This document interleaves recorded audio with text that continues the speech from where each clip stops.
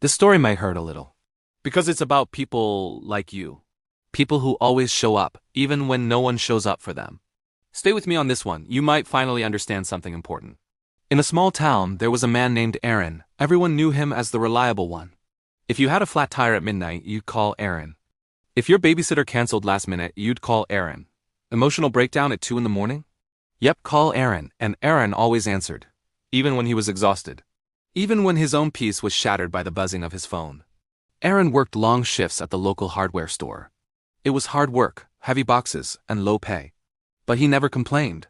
He lived in a small, quiet apartment. The paint was peeling, the sink was leaking, and his dreams were sitting untouched in the corners. You see, Aaron wanted to write music. He had a guitar tucked under his bed, but dust covered the strings. One Friday night, Aaron planned something special for himself, a quiet evening alone. He was going to order a pizza, listen to some music, and just rest. But then his phone buzzed. It was a text from a friend. "Bro, I need you right now." Aaron just stared at the screen. He let out a deep sigh, put his shoes back on, and left his dreams waiting for him yet again. Weeks turned into months, all just like this.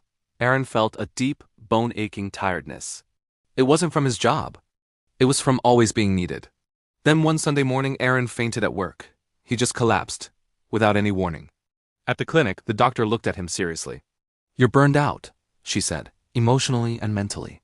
That night, Aaron sat alone in his quiet apartment. His guitar was still under the bed. For once, his phone was silent. He whispered to himself, "What about me?" No one answered. And that silence, that emptiness, hurt the most. The very next day, his friend Mike called asking for help. "Just for an hour," Mike pleaded. Aaron paused. His heart started racing and his voice shook as he finally said, "I can't today." There was silence on the other end of the line, followed by a clear tone of disappointment.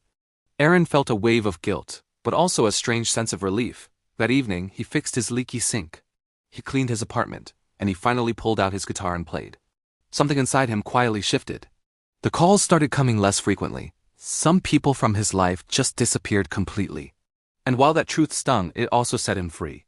Months later, you could find Aaron playing his music downtown for a small crowd, with a big smile on his face. He learned a powerful lesson. Being kind should not cost you your own life.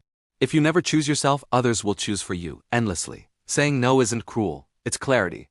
If this story felt personal, please know you are not alone. It's so important to protect your energy and respect your own limits. Subscribe for more stories that heal, because your life matters too. Thanks for watching.